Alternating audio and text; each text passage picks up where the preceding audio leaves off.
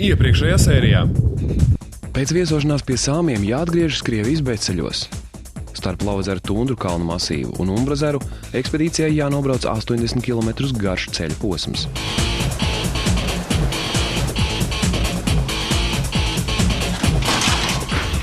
Šajā vakarā no nelaimes ir jāglāb malumednieki, un viņu diezgan prāvais loms. За встречу и за вашу помощь.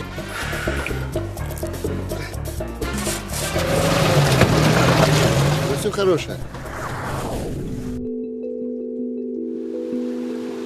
No rīta ceļotāju nometnē ir pārsteidzoši kluss. Līdz ar pirmo gaismu tikai vienā teltī ir pamanāma rosība. Neviens vēl īsti nenojauš, ka kaut kas šodien būs savādāk kā ierasts.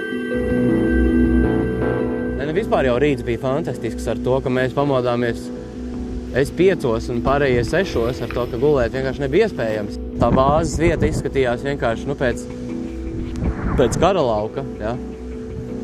Viss vienkārši izmētāts un ļoti, ļoti dīvains skats, tāds nepieраsts šim rītam. Kas īsti naktī bija noticis nometnē un kāpēc to bija pametuši abi pieredzējušie ceļotāji Edgars Zaķis un Harijs Sils, tā arī nevienam nebija skaidrs. Tomēr visi 4 mākslinieki saprata, ka ir palikuši vieni neapdzīvotas tundras vidū. Es gulēju cauri miegu, ja to nosauc par gulēšanu, un dzirdēju, ka viņi aizbrauc, kaut kur autiņš devās. Mums bija pilnīgi skaidrs, ka čaļi ir izdomājuši aizbraukt uz vietējo ciemu un tā. Pēc svinībām pie ugunskura. Par kaut kādu stresu vai paniku mums it kā baigi vēl ļoti tālu bija līdz tam. To man pilnīgi lieki pārmeti. Varbūt tas ir atkarīgs no tā, ka mēs ar Egonu kopā bijām.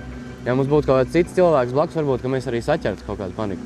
Ja mēs kaut kādā abi divi drusku pasisti tādi un tad brīnās, ka būs tāds. Un tad brīnās, ka nav reitingu. Ja mēs abi divi baigi līdzīgi pozitīvi šito visu domājam, un mums nesanāk laika gruzīties. Ja mēs drīzāk meklējam kaut kādu taisnību, kā varētu būt pasaulē, kāda jēga, kāpēc tu esi, kāpēc es esmu, kāpēc lapas dzeltē, un vai ievas zied, tā, ka ir augsts, vai ir augsts tad, kad zied ievas. Tādā veidā. Bet principā par tādu, bailes sajūtu nekādas tādas nebija. Es domāju, ka tas rastos tikai vēlāk.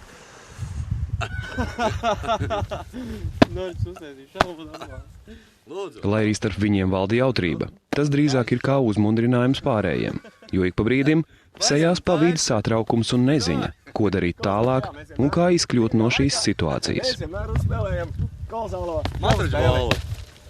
Un tu biji bāz iekšā. Ko katrs no viņiem šobrīd domā, ko pārcelā savās atmiņās, mēs nezinām. Varbūt Egons atceras izdzīvošanas skolas nodarbībās mācīto orientēšanos bez kompasa. Bet Jānis ir priecīgs, ka no pēdējās apdzīvotās vietas ir nosūtījis atklātnīti ar sveicieniem no Krievijas.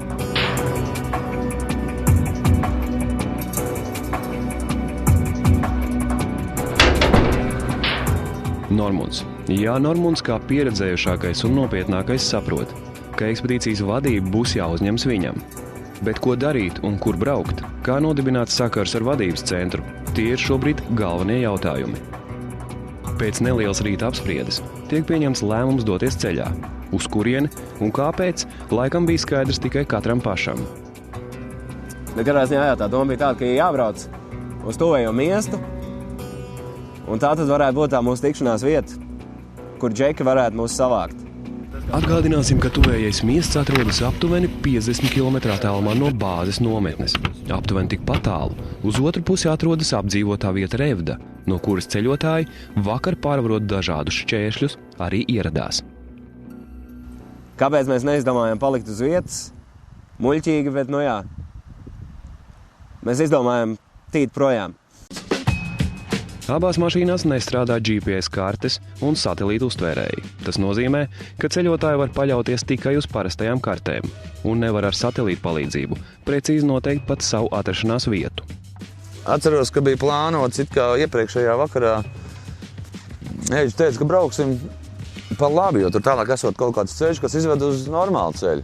Jau pirmajā krustojumā abas mašīnas nogriežas pa nepareizo ceļu, kas viņus ievedīs Lovezera kalnu masīvā un beigsies aptuveni 800 metru augstumā uz šauras kalnu pārējas. Tomēr viņi šobrīd vēl to nenojauš un droši dodas uz priekšu.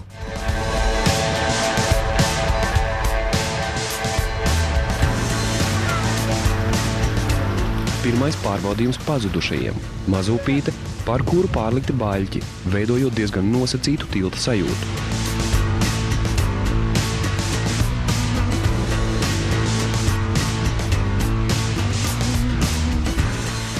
Pirmo reizi visiem 4 jāpieņem lēmumi pašiem. Pirmo reizi viņos parādās komandas sajūta, kurai būs jācīnās kopā.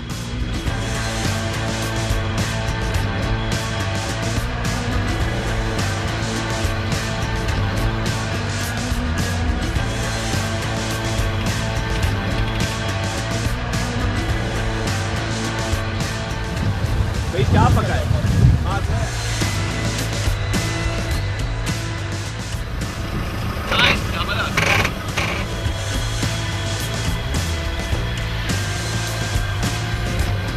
Šitos liekas, ka viņi tā kā speciāli uztaisījuši mums. Tipā mums vajadžēki skatās paši. Reizi tik dārā. Upīte paliek aizmugurē, radot sajūtu, ka aiz nākamā līkuma noteikti ir jābūt solītajam ceļam, pa kuru nokļūt civilizācijā. Normunds sajūt, ka iespējams ved visus nepareizajā virzienā, tāpēc dodas uz otru mašīnu, apspriesties un gūt kaut nedaudz atbalsta. Nevar dabūt klāt uz kontrolpunktu. Nekas nevajag. Kočiem tikai, kur cilvēki braukuši vēlams. Nu? Jo paiglējiem ir ļoti grūti pabraukt. Jo viņas ir loki. Loki nav ceļi. Man liekas, ka Norči gaidīja kaut kādu atbalstu no mums. Norči, tu pareizi brauc! Tu labi rulē. Mēs aiz tevis! Kaut vai aiz polārā loka. Nē, nu tā ir skandāls. Tā ir komanda vispār uz saprukušanas robežas pirmo reizi. Bet vispār, gan jau mēs tiksim ārā. Diez vai? Nē, nu sajūta ir tāda, jā. Diez vai? Apstiprinās pašas ļaunākās priekšnojautas. Ceļš pamazām paliek arvien sarežģītāks un beigās mašīnas apstājās pie purvaina, akmeņaina turpinājuma. Šitā tā pļaņška, laikam.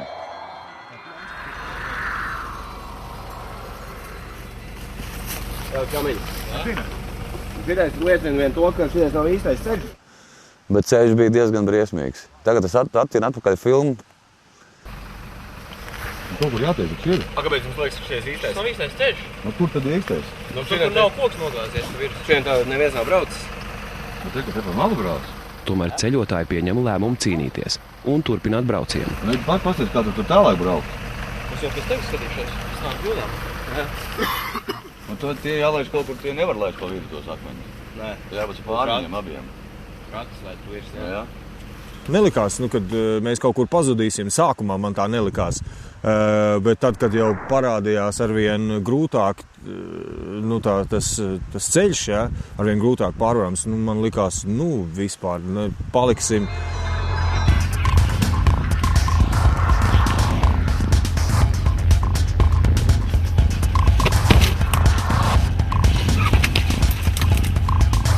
Tās bija mūsu iesvētības uz offroad ceļu. Jo tur tieši tiešlīši bija tādi, jā, ne pa jokam.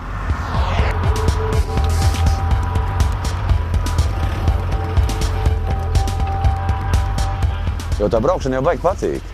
Un tie bezceļi diezgan ir interesanti. Vienīgais ir drošāk braukt, ja sēž blakus pieredzējušie veči, ja, kas tev jebkurā gadījumā var palīdzēt tikt no tiem sūdiem ārā.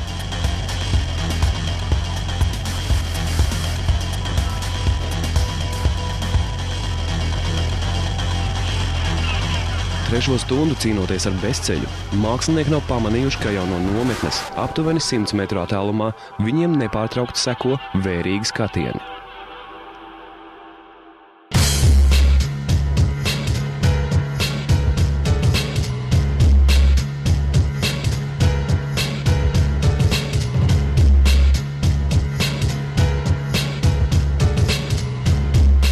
Klusums mašīnu rācijās un nespēja pieslēgt satelītu uztvērējus nenozīmē, ka ekspedīcijai ir sakaru problēmas.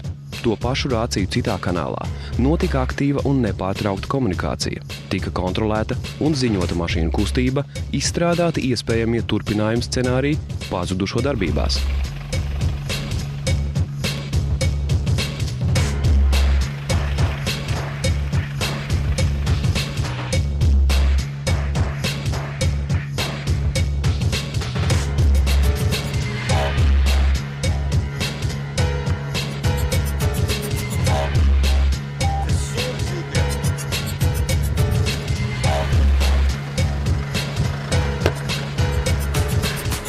Kamēr mākslinieki neziņā cīnās par izkļūšanu no tundras, varam jums atklāt, kas tad īsti šeit notiek.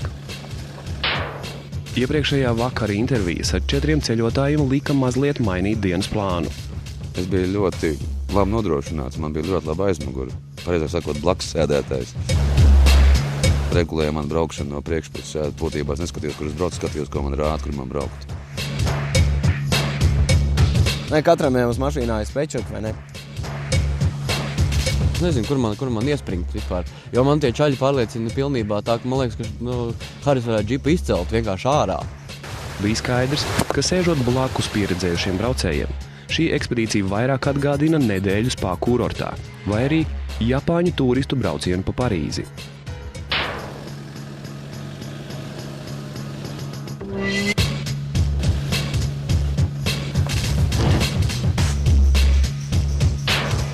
Trijos naktī, pēc saskaņošanas ar vadības centru, Edgars Zaķis un Harijs Sils pameta nometni un izvietojās aptuveni 100 metru attālumā, lai jau rīta agrumā varētu sākt scenārija pamestie realizāciju.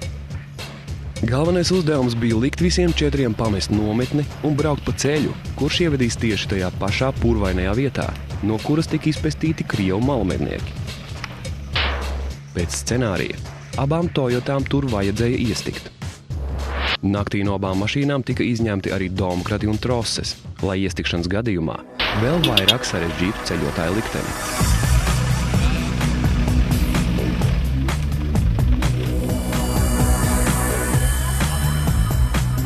Tā, lai dabūtu iet uz šobus kaut kādīgi. Teiksim, Normunds, es uzskatu, arī labs ir braucējs, un viņš jau bija jāprādas ar to braukšanu pa akmeņiem, par tur nosacīt sliktu ceļu un dubļiem. Viņš jau bija pieredzis, un ka viņš varēja to pieredzi jau izmantot.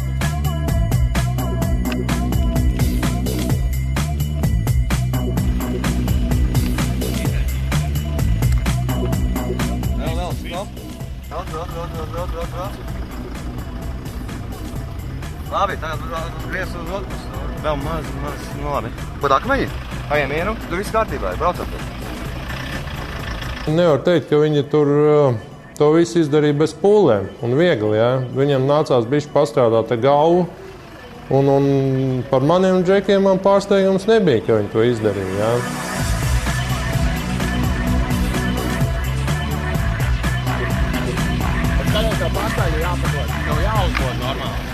No meža biezokļa mākslinieku cīņu ar ceļu vēro gan Edgars Zaķis, gan Harijs Sils. Abu mašīnu kustībai savos monitoros seko arī vadības centra darbinieki Rīgā. Vienīgais, kas visos rada bažas, ir ceļotāju iespējamā tikšanās ar lāci, jo pēc sarunas ar Krievu malmedniekiem ir skaidrs, ka to šogad šajā reģionā ir īpaši daudz. Медведев много здесь? Да, медведей в этом году вообще развелось очень много. По подножию вот по горам ходят.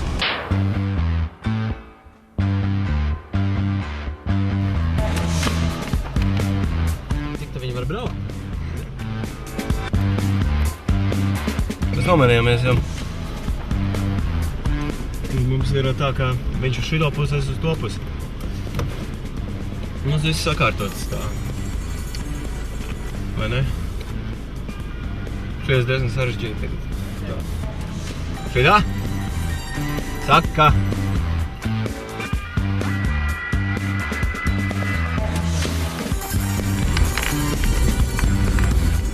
Pannas krāpē.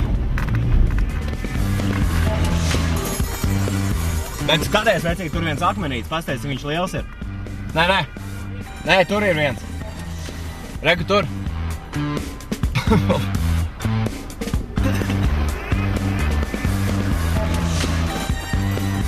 Ага. Понятно, да. Ну, zvēri, blin. Tāda komanda, mēs Dakar nākamgad nočiem. Man tas īpaši nepārsteidz, ka viņi izbrauc. Un arī nepārsteigt, jo viņi tur palika dabīgi. Vai īsti apšķies bija, ja? Bez Jankas nekur? Ideāli. Komanda. Nu jā, komanda, tas svarīgi. Nē, bez muldēšanas, jā. Oi, malači. Gribēju teikt bez diršanas, bet nav īsti vietā. Nav. Jo tajā tomēr... Nē, galbūt. Nē, jā, tiešām. lauķim kaut kādam. Jā, kas laik tirsties.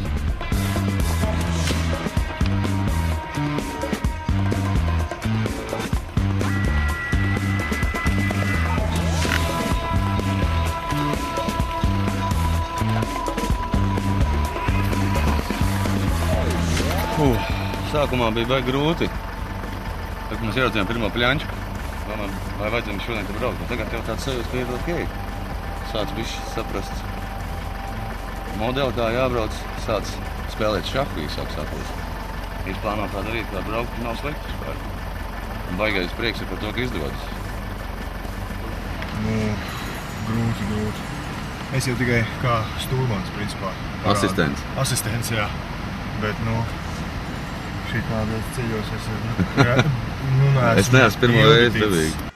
Labi, ka tikām galā, labi, ka nekur neiesēdāmies un labi, ka nesačakarējām autiņus, jo tad būtu tāda sirdsapziņas pārmetam pašam, ka līd, kur nevajag, priekš kam braucām, vispār vajadzēja labāk viņus tur gaidīt un tā tālāk. Jo tā doma, kuru tu pamet, ka braucam, bija ok, derēji, braucam, davai braucam. Mazliet nedrošības sajūta, ka nav līdzi Edgars. Ja Edgars būtu blakus, tad mēs varētu pamēģināt pat gonku nobraukt arī. Vai nu mašīnas bija pārāk labi sagatavotas, vai nu, teiksim, paši džeki jau bija ne pirmo dienu pie stūras, ja, viņš uzdevumu veids pārāk labi. Kas mūs ar Hardu nedaudz abēdināja, protams, bet ko darīt? Edgara un Harija parādīšanās visos 4 māksliniekos izraisa apjukumu un neizpratni, kurš ļoti strauji pārvēršas nevis tikšanās priekā, bet aizvainojumā. Jā, kaut ko pateiksiet. Ne, uz Krīmas aizbrauciet. Mēs offroadā. Mēs tev meklējām. Manu meklējāt. Tomēr visniknākais par notikušo ir Normons, kuram bija jāuzņemas šī pārbaudījuma vissmagākā gan fiziskā, gan psiholoģiskā nasta – kļūt par ekspedīcijas vadītāju. Lai ekspedīcijas komandā atgrieztos saskaņa un miers, notiek improvizēta tējas dzeršana. Līdz kuras beigām ir skaidrs, ka vēl joprojām līdz galam mākslinieki nenotic, ka tik viegli ir iekrituši sagatavotajās prostā. Bet jūs jau neizbraucāt, es izvalcu vēl 2 šķēršļus, bet jums baigi grūtos. Goņš pasaka? Jā, bija. Pēc kādi tie bija, kurus jūs nemaz neizbraucāt? Jūs nemaz nevarētu izbraukt. Jā. Es pieļauju, ka nemaz nevarētu. Tas ir normāli, tu nenosītu tā. Jebkurā gadījumā pirmo pārbaudījumu mēs principā izturējuši. Mēs tā domājam. Diplomu dabūjuši. Ko neplanēt? Mēs domājam, ka bišķi ilgāk jums tas aizņems laiku, bet iepriekšējās dienas darījuši savu. Ka GPS nevarēja pieslēgt, ka tā jūs tipā uzbrauciens ar mums nenostrādāja. Kaut kā mēs esam sūdīgi šī tādā ziņā. Tipā mēģināja dusmīgos večus stāvot, tā ar nenošancē. Kāpēc? Sašos? Es domāju, viņš bija imbāja vienīgi. Imbāja baigi. Tas bija rūpīgi. Bija nomīts. Tas bija rūpīgi. Es nezinu, plāns bija mūs sabiedēt vai kā, bet mēs bijām tiešām starā. Tas ir pilnīgi kaut kas cits. Tas, ko es saku, jā, ka bez palīdzības pašam, jā, jau rakties, tas ir kaut kas... Tā ir reālā praksa, kur tu jau mācies kaut ko darīt. Mums bija tāda versija, ja tā česnīgi. Par to, ka šitās azvērstība. Es neiedomājos, bet izrādās, ka jā, viss jau iet pēc scenārija. Jā, mums bija vairākas. Mums bija 3 toču versijas. Radās viņiem varbūt arī tas kolektīvs sajūta lielāk, ja, un atbildība vienam par otru, un tad viņi kaut kā bišķiņi, man liekas, draudzījāk sāk izturēties. Tu savāc vai čomī bez sevis vispār? Nē, mēs atstājam tur. Tas ir no mūsu puses pārsteigums. Jā, labais. It's labs.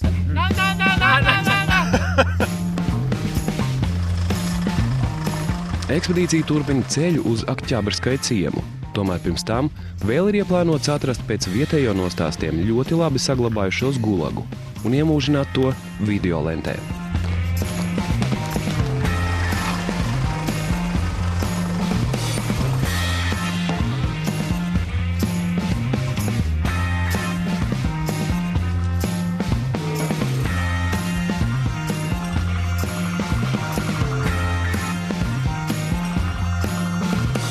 Nevienu mirkli ceļotājiem nešķiet, ka šis ceļš tiešām kaut kur aizvedīs, jo jau vairākus 10 kilometru nav jūtami nekādi tā kvalitātes uzlabojumi.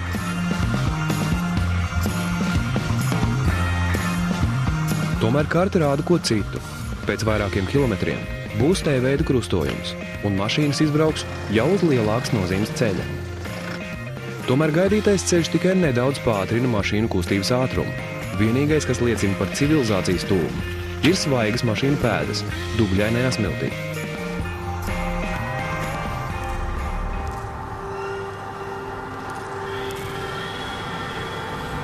Caur koku stumbriem ekspedīcijas dalībnieki pamanīja jau pirms tam redzētu skatu – daudz bijušo gulagu nometnes ēku paliekas.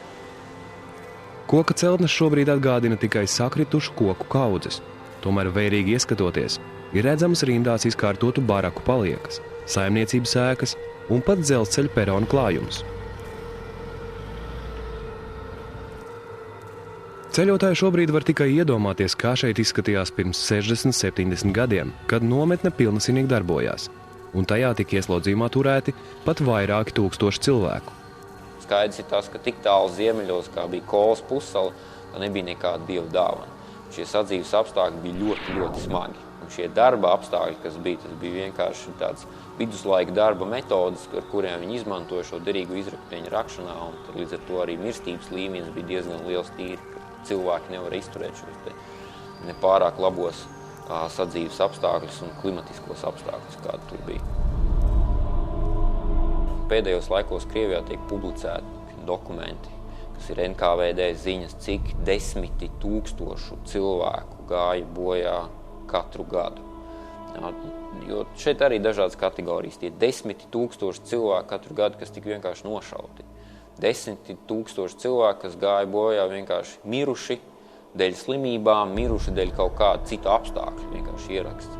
Un tās, principā, mūsdienās tā ir spekulācija, cik daudz, bet katrā ziņā, ja mēs ņemam šo visu laika periodu, sākot no padomju varas stāšanās spēkā, no 20. gadu sākumiem, teiksim, Solovkos, kad bija viena no pirmajām šāda tipa nometnēm, līdz pat 50. gadu vidum, kad pārtrauca šo ieslodzīto tādu izmantošanu, tādu cīnisku, pragmātisku izmantošanu, tas skaits būtu gandrīz mērāms miljonos. Jo šeit jāņem arī tās pārvietotās tautas, kas bija čečenu tautas, latvieši, lietuvieši, ieslodzītie, dažādi karagūstekņi, teiksim, vlasovieši, kazaki, visas šīs daudz un dažādās cilvēku kategorijas, un tur bojā gājušo skaits ir mērāms miljonos. Aizbraucot no šīs pamazām izgaistošās vēstures liecības, kur jau pēc pārdesmit gadiem vairs mežā nevarēs pat pamanīt, mēs, ekspedīcijas dalībnieki, ceram, ka esam aplūkojuši vienu no pēdējām cilvēces pagātnes kauna lapusēm, kuras ir uzrakstītas šeit, aiz polārā loka.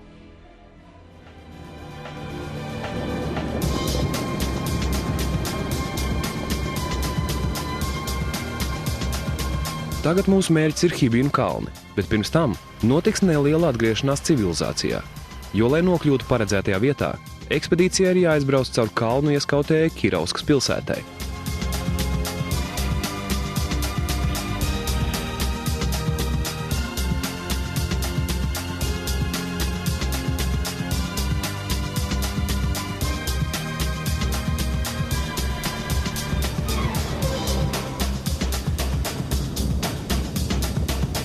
Asfaltētas ielas, veikali un daudz cilvēku. Tik kardināls pārmaiņas ceļotājos rada zināmu apjukumu un, protams, prieku. Piemēram, iepirkties veikalā, tas jau liekas piedzīvojums. Interesanti pilsēta. Ir sevišķi, ja paskatās uz šito te Big Ben. Vienreizēji arhitektūras brīnums, ko viņš šeit ir radījuši. Bet tā visumā, jūtās tāds padomju stils. Es nopirku, starp citu, neatceros, kā saucās, bet tas ir tāds stiķa gabaliņš. Bet tāds, tā kā, stiķa mēdīt. Kā brauc, bija. Un divus širādas te sieru gabaliņus. Tāds izkausēts sieras. Saucās Slavjanski. Es ceru, ka būs garšīgi.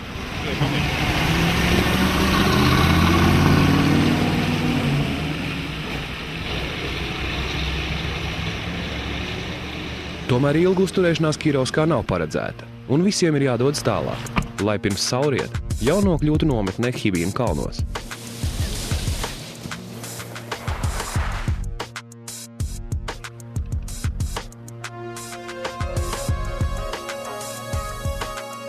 Īstenībā ļoti skaisti kalni, jo es tikko biju, jūlijā biju Alpos, un kaut kā tur neķerās tā sajūta. Jo tur kaut kā sanāk no kalna tu esi diezgan tālu, jo apakšā visu laiku ir, apakšā ir mežs, un tikai pašas virsotnes ir klintis. Bet te ir klintis, lejā augša visi klintis. Viņi ir uz pusi zemāki, bet vēl stipri, bet sajūta ir pilnīgi cita. Protams, tas ir kaut kas monumentāls, kaut kas ļoti pasaulīgi sens, neizzināts, vismaz manā uztverē. Un tāds diezgan noslēpumains. Droši vien kā arī citas lietas, kalni ir dzīvi. Tie dzīvo savu dzīvi un uzņem viesus. Un šodien šeit viesojamies mēs. Nē, kalni man patīk. Bet vai es esmu izteikts kalnu bērns, es nezinu. Nē, kaut kas tajos kalnos ir. Zini, kā kalni jau ir domāti? Tā kā mēs Jāņčuku runājām, kalni domāt nevis, lai skatītos tiem no lejas caur autiņu logu, bet lai mēģinātu trāpīt augšā.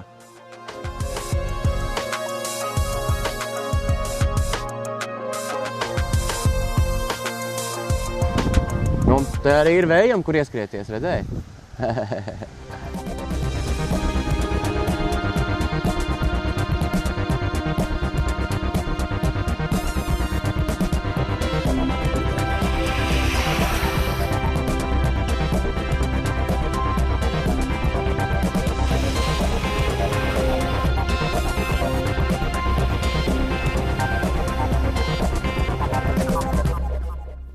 Nākamajā piedzīvojuma ekspedīcijas 1000 jūdzes aiz polārā loka sērijā. Ceļotāji veic riskantu braucienu pa Hivīnu kalnu pārēju. Man bija visai tādas baisas sajūtas. Kāpēc blakus pilsētai uzspridzināja atombumbu? Aklās vistiņas ar automobīli 700 metru augstā kalnā. Kāpēc kalna ezeros vairs nedzīvo zīvis?